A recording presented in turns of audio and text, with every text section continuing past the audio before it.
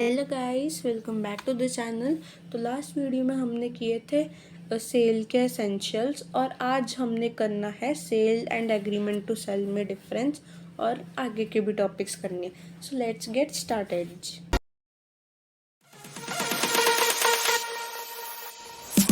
Okay, तो देखो इनमें डिफरेंस ज़्यादा कुछ तो होता नहीं है, लेकिन it is necessary to determine the rights and liabilities of the parties to the contract. ठीक है, ये बहुत ज़रूरी होता है ताकि जो तुम्हें पार्टीज टू कॉन्ट्रैक्ट्स की राइट्स और लाइबिलिटीज़ का पता लगा सको। अब तुमने ये टी शेप में डिफरेंस करने जितने भी करने, अभी तो मैं तुम्हें ऐसे ही समझा रही हूँ, जितने भी डिफरेंस आएंगे तुमने टी शेप में करने ही करने हैं। ओके, नेचर ऑफ कॉन्ट्रैक्ट देखो क्या होता है। एग्रीमेंट टू सेल एक एग्जीक्यूटरी कॉन्ट्रैक्ट होता है और सेल जो है वो एग्जीक्यूटेड कॉन्ट्रैक्ट होता है। अब एग्जीक्यूटरी कॉन्ट्रैक्ट क्या होता है एग्रीमेंट टू सेल, क्योंकि ये प्योर और सिंपल कॉन्ट्रैक्ट है और इसमें कोई प्रॉपर्टी पास नहीं होती। सेल एक एग्जीक्यूटेड कॉन्ट्रैक्ट है, प्लस इसमें कन्वेयंस भी होती है। ऑर्डर ऑन डिलीवरी होता है ना, होम डिलीवरी, आप फ़ोन करके अपना सामान मंगवाते हो। ट्रांसफ़र ऑफ प्रॉपर्टी ओनरशिप, इसमें क्या आता है। अब देखो सेल में क्या होता है, जो प्रॉपर्टी इन गुड्स है it passes from seller to buyer immediately, और बायर जो है वो गुड्स का ओनर बन जाता है जल्दी से।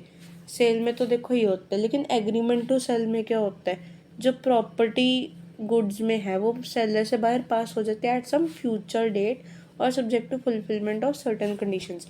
या तो फ्यूचर डेट पे या फिर कुछ शर्तें पूरी होने के बाद। तो सेलर जो है ओनर रहता है गुड्स का जब तक जो है एग्रीमेंट टू सेल सेल नहीं बन जाता। अभी देखो एग्रीमेंट टू सेल का मतलब अभी एग्रीमेंट ही हुआ है गुड्स बेचने का, अभी तक वो सेल बना नहीं है। आपके और मेरे बीच में एक एग्रीमेंट हुआ है। ये है चिंटू और ये है चिंटी। ठीक है, चिंटू और चिंटी के बीच में अभी एग्रीमेंट हुआ है एक दूसरे को गुड्स बेचने का। अभी गुड्स बेची नहीं गई हैं। फॉर एग्जाम्पल, चिंटू ने चिंटी के साथ एग्रीमेंट किया कि मैं तेरे को ये गुड्स बेचनी है, 20,000 रुपीज़ समथिंग की गुड्स हैं, मैं तेरे को ये at a future date sale करनी है। तो अभी इन दोनों के बीच में एग्रीमेंट हुआ और चिंटी भी इसको एक्सेप्ट कर लेती है। अभी सेल नहीं हुआ है, तो इसको हम एग्रीमेंट टू सेल बोलते हैं। ठीक है, अब जब तक तो सेल नहीं हुआ है इन दोनों के बीच में, तब तक ये एग्रीमेंट ही है। तो अगर एग्रीमेंट हुआ है तो चिंटू ही रहेगा इसका ओनर गुड्स का, राइट। अब रिस्क ऑफ लॉस में देखो क्या होता है। रिस्क ऑफ लॉस, अब देखो सेल में क्या होता है, अगर गुड्स डिस्ट्रॉय हो जाते हैं तो रिस्क ऑफ लॉस जो है वो बायर के ऊपर आता है, क्योंकि गुड्स जो है वो ओनरशिप जो है वो सेलर से बायर ट्रांसफ़र हो चुकी है। Risk of loss passes with the ownership, क्योंकि अगर तुमने गुड्स बेच दिए, ओनरशिप ट्रांसफ़र कर दी, तो रिस्क ऑफ लॉस भी ऑटोमेटिकली ट्रांसफ़र हो जाता है। लेकिन एग्रीमेंट टू सेल में क्या होता है, अगर गुड्स डिस्ट्रॉय होते हैं तो रिस्क ऑफ लॉस जो है it falls on seller even if the goods were in possession of buyer, क्योंकि ओनरशिप किसके हाथ में है, सेलर के हाथ में। बायर के हाथ में तो अभी तक आई नहीं है। कॉन्सिक्वेंसेज ऑफ द ब्रीच, अब देखो ब्रीच के कॉन्सिक्वेंसेज क्या होते हैं। अगर एग्रीमेंट टू सेल में ब्रीच होता है, एग्रीमेंट टू सेल में ब्रीच होता है सेलर से, तो बायर के पास एक पर्सनल रेमेडी ही है अगेंस्ट सेलर। लेकिन सेल के बाद सेलर कॉन्ट्रैक्ट तोड़ता है। एग्रीमेंट टू सेल में अगर देखो सेलर गलती करता है कोई, तो बायर के पास पर्सनल रेमेडी है सेलर के अगेंस्ट। लेकिन सेल में अगर सेलर कॉन्ट्रैक्ट तोड़ता है, एग्जाम्पल वो गुड्स रीसेल कर देता है, तो बायर इसको स्यू कर सकता है फॉर डिलीवरी ऑफ गुड्स और for damages. Agreement to sale में क्या होता है, अगर बायर फेल करता है गुड्स एक्सेप्ट करने से, तो सेलर को हम स्यू कर सकते हैं सिर्फ डैमेजेस के लिए, प्राइस के लिए नहीं। प्राइस के लिए हम उसको स्यू नहीं करेंगे।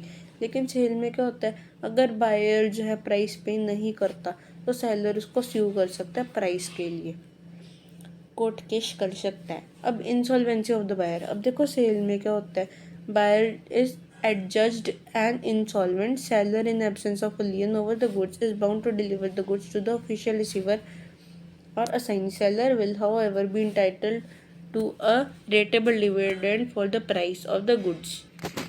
देखो क्या होता है, सेल में क्या होता है, सेल में क्या होता है, अगर बायर इंसॉल्वेंट डिक्लेयर हो गया तो सेलर क्या करता है, in absence of लियन over goods, उस वो बाउंड होता है कि वो गुड्स डिलीवर कर दे टू द ऑफिशियल रिसीवर और असाइनी। सेलर फिर इस केस में क्या करता है, he will be entitled to a rateable dividend for the price of goods. लेकिन अगर मैं एग्रीमेंट टू सेल की बात करूँ तो इसमें क्या होता है, बायर जब इंसॉल्वेंट हो जाता है, before he page for the goods के पेमेंट करने से पहले अगर वो इंसॉल्वेंट होता है तो सेलर जो है वो गुड्स से पार्ट नहीं कर सकता। ठीक है, मतलब वो गुड्स उसको नहीं दे सकता। Insolvency of the seller. अब देखो सेल में क्या होता है, अगर सेलर इंसॉल्वेंट हो गया, अगर सेलर इंसॉल्वेंट हो जाता है तो buyer is entitled to recover the goods from the official receiver और assignee as property of goods is with the buyer. और देखो सेल के केस में क्या होता है, अगर सेलर इंसॉल्वेंट बन गया तो बायर के पास वो है, he is entitled to recover goods from official receiver और assignee as property of goods is with the buyer. लेकिन एग्रीमेंट टू सेल में क्या होता है, अगर बायर ने पहले से ही प्राइस पे कर दिया और सेलर इंसॉल्वेंट है तो बायर जो है वो क्लेम कर सकता है only a rateable dividend and not the goods. वो सिर्फ रेटेबल डिविडेंड क्लेम कर सकता है, गुड्स को क्लेम नहीं कर सकता। General and particular property. देखो एग्रीमेंट टू सेल क्या करता है, एक राइट क्रिएट करता है इन पर्सोनम, वाइल सेल क्रिएट्स राइट इन रैम। ठीक है, रैम है ये, रम नहीं है, खबरदार कोई उस पर आया तो। एग्रीमेंट के केस में क्या होता है, एग्रीमेंट टू के सेल के केस में क्या होता है, बायर और सेलर जो हैं वो उनको रेमेडी मिलती है against each other in case of breach of an agreement. Agreement of sale जो है वो राइट क्रिएट करता है with which only the contracting parties are concern and not the whole world. लेकिन केस की अगर मैं बात करूँ तो बायर को जो है एब्सोल्यूट राइट मिलती है ओनरशिप की, और जो राइट्स ऑफ बायर है वो पूरी दुनिया से रिकॉग्नाइज्ड होते हैं। ओके, अब देखो राइट ऑफ रीसेल में क्या होता है, सेल में क्या होता है, सेलर जो है वो गुड्स का रीसेल नहीं कर सकता even if he is in possession of the goods after sale. अगर ये ऐसा करते तो नया बायर जो है उसको गुड टाइटल नहीं मिलता और फर्स्ट बायर जो है वो गुड्स रिकवर कर सकता है। एग्रीमेंट टू सेल में क्या होता है, सेलर जो है गुड्स सेल कर सकता है क्योंकि ओनरशिप जो है वो सेलर के पास है। अगर वो ऐसा करता है तो ही में become liable for breach of agreement. लेकिन अगर कोई केस ऐसा आता है तो न्यू बायर जो है उसको गुड टाइटल मिल जाता है। अब सेल देखो बाकी ट्रांजैक्शन से भी डिस्टिंग्विश किया गया है। सेल एंड बेलमेंट में देखो क्या फ़र्क है। बेलमेंट तो आपको पता ही है क्या होती है, जब गुड्स जो हैं आप किसी और को देते हो, कुछ दिनों के लिए, उसे हम बेलमेंट कहते हैं। Delivery of goods by one person to another for some purpose upon the condition that they shall when the purpose is accomplished be return to the person. मतलब सीधी सी बात यही है कि तुम गुड्स की डिलीवरी कर रहे हो फॉर सम पर्पस, और जब वो पर्पस फुलफिल हो जाता है तो तुम अपने वो गुड्स वापस ले लेते हो। ठीक है, अब देखो मेन पॉइंट्स ऑफ डिफरेंस क्या है दोनों में। Transfer of property and possession. देखो सेल में क्या होता है, प्रॉपर्टी इन गुड्स जो है it is transferred from seller to buyer and buyer can therefore deal with goods in any way he likes. Bailment में क्या आता है, सिर्फ ट्रांसफ़र होता है पोजेशन ऑफ गुड्स का from bailor to bailee for any of the reason like state custody carriage use and etcetera, and the belly can only deal with the goods according to the directions of the bailor. Return of goods. Sale में क्या होता है, goods एक बार तुमने बेच दिए वो return नहीं हो सकते unless there is breach of some conditions. लेकिन बेलमेंट में क्या होता है, बेली को जो है ही और she must return the goods to the bailor on the completion of the purpose for which the bailment was made. अब ये तो तुम्हें पता है बेलमेंट में दो पार्टीज होती है, एक बेलर एक बेली, पिछले सेमेस्टर में पढ़ के आए हो।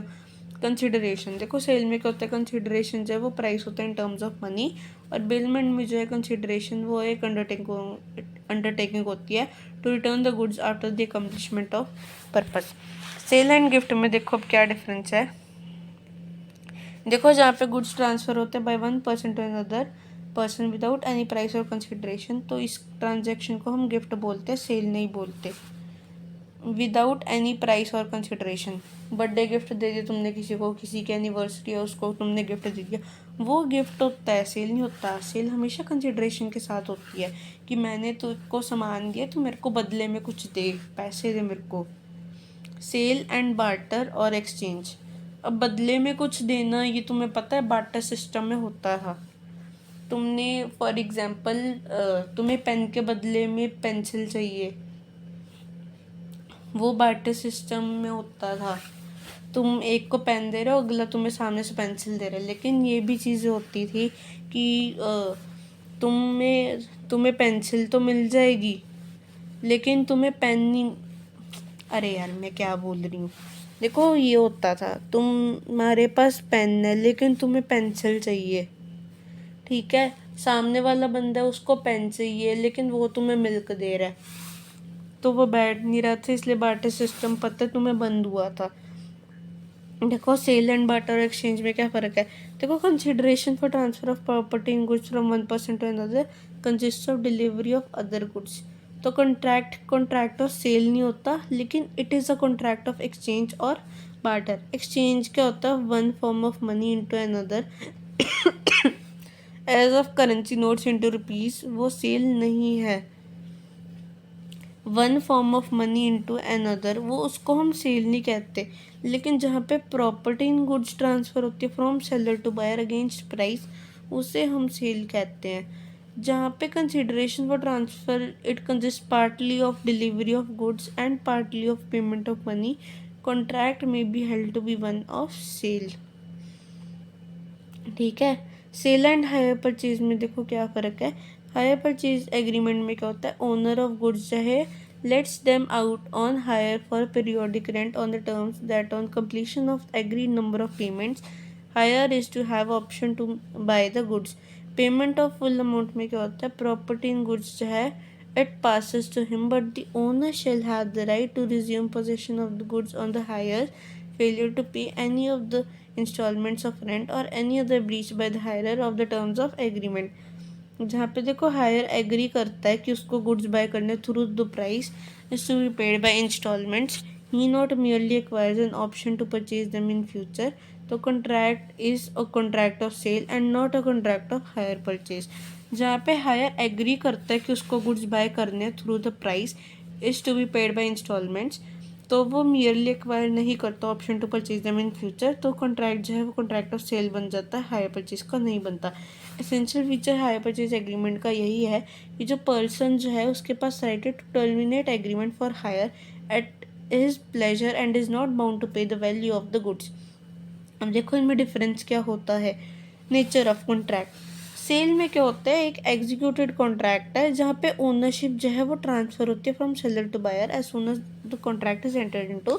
लेकिन हायर परचेज एग्रीमेंट में क्या होता है, ये प्रॉपर्टी ऑफ द बायर बन जाती है only after a certain agreed number of instalments is paid, till then the hire purchase stands in the position of the bailee and not the owner of the goods.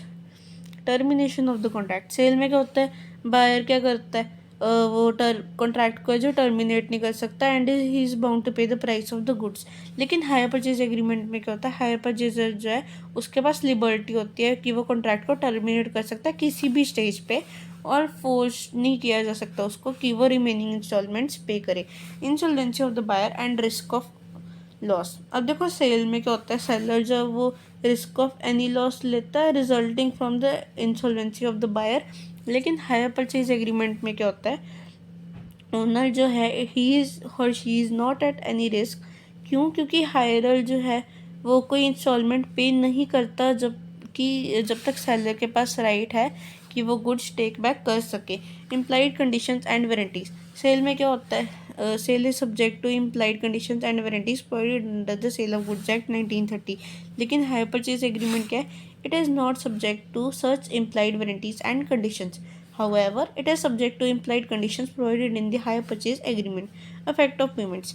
Sale में क्या होता है, देखो payment जो है it is made by the buyer in instalments, the amount is payable by the buyer to the seller is reduced. ठीक है। For the payment made by the buyer to the seller is towards price of goods.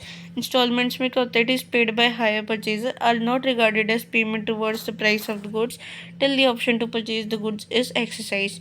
अगर hire purchaser terminate करता है contract को तो installments जो है उसने दी है would be regarded as hire charges resale. अब देखो बायर सेल में क्या होता है, बायर जो है वो गुड्स को रीसेल कर सकता है, लेकिन हायर परचेज में क्या होता है, he can't resale unless he has paid all the instalments of hire. Okay. अब देखो सेल एंड मॉर्टगेज में क्या होता है। Mortgage differs from contract of sale in the following respects. Sale में क्या होता है, transfer of full interest of seller in goods, लेकिन मॉर्टगेज में transfer of limited interest. Sale में क्या होता है, बायर एब्सोल्यूट ओनर बन जाता है, लेकिन मॉर्टगेज में ओनरशिप ऑफ गुड्स जो है it remains vested in the mortgager. Consideration जो इन केस ऑफ सेल ये प्राइस होती है, जबकि कंसिडरेशन इन मॉर्टगेज जो है वो एडवांस ऑफ लोन होता है एंड सिक्योरिंग ऑफ डेट होता है।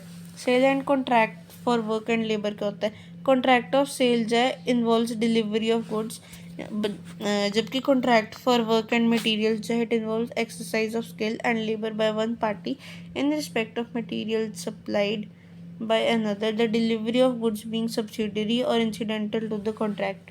टेस्ट जो है वो जनरली अप्लाई होता है to distinguish sale and contract for work and labor is that if as a result of the contract property in an article is transferred to one who had no property therein previously for money consideration, वो sale होता है। देखो test जो generally apply होता है to distinguish sale and contract for work और labour, ये पता लगाने के लिए कि जो रिजल्ट निकले कॉन्ट्रैक्ट प्रॉपर्टी का आर्टिकल में वो ट्रांसफ़र होता है एक को जिसके पास कोई प्रॉपर्टी नहीं है।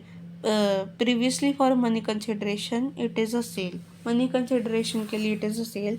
जहाँ पे कॉन्ट्रैक्ट का सब्सटेंस जो है एक्सरसाइज ऑफ स्किल और लेबर है तो it is contract for work and labour.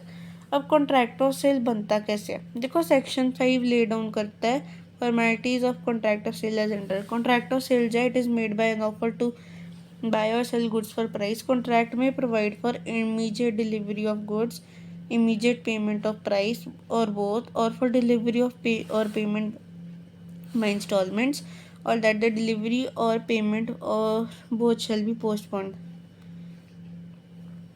ठीक है, समझो। सेक्शन 5 बताते formalities of contract of sale as under.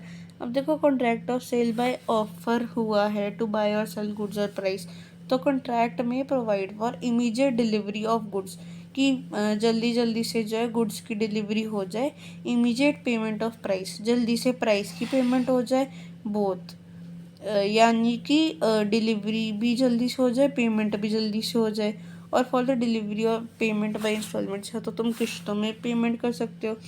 Delivery और पेमेंट और बोथ शेल बी पोस्टपोन, या तो दोनों पोस्टपोन भी हो सकते हैं। ठीक है। Subject to provisions of any law for the time being in force, contract of sale में बी मेड इन राइटिंग। देखो सब्जेक्ट टू प्रोविजन अगर आते हैं for time being in force तो कॉन्ट्रैक्ट ऑफ सेल राइटिंग में भी हो सकता है, बाय वर्ड ऑफ माउथ भी हो सकता है, partly in writing partly by word of mouth, और इम्प्लाइड भी हो सकता है from the conduct of the parties. ठीक है। अब कॉन्ट्रैक्ट ऑफ सेल जो है is made like any other contract under the general law of contract without any particular form of contract of sale as such. Contract of sale जो है वो buyer करता है ऑफरिंग टू बाय और seller offering to sell goods for price and other party accepting the offer of the buyer or the seller as the case may be। तो क्या होता है, हर कॉन्ट्रैक्ट ऑफ सेल जो है इसकी दो पार्टीज होती है, बायर सेलर, एक ऑफर करता है और दूसरा एक्सेप्ट करता है टू बाय और sale goods for a price. ठीक है। जो इसमें पार्टीज होती है कॉन्ट्रैक्ट ऑफ सेल में, इनको इन शर्तों पे एग्री करना चाहिए। डिलीवरी ऑफ गुड्स जो है वो इमीडिएटली होनी चाहिए, डिलीवरी ऑफ गुड्स कुछ फ्यूचर डेट पे हो सकती है, पेमेंट ऑफ प्राइस वो इमीडिएटली होना चाहिए, पेमेंट ऑफ प्राइस कुछ फ्यूचर डेट पे हो सकता है, immediate payment of price and delivery of goods होना चाहिए। गुड्स जो हैं इट में be delivered in due course, और पेमेंट किश्तों में हो सकती है जो हमने ऊपर पढ़ा है। अब देखो कॉन्ट्रैक्ट ऑफ सेल एक्सप्रेस और इम्प्लाइड दोनों हो सकते हैं, ओरल भी हो सकता है राइटिंग भी हो सकता है, पार्टली ओरल और पार्टली राइटिंग भी हो सकता है, और ओरल ऑफर जो है वो राइटिंग में एक्सेप्ट हो सकता है, रिटन ऑफर भी है ओरली एक्सेप्ट हो सकता है। तो आज के लिए हम इतना करते हैं, नेक्स्ट वीडियो में हम सब्जेक्ट मैटर ऑफ कॉन्ट्रैक्ट से करेंगे। Thanks for watching.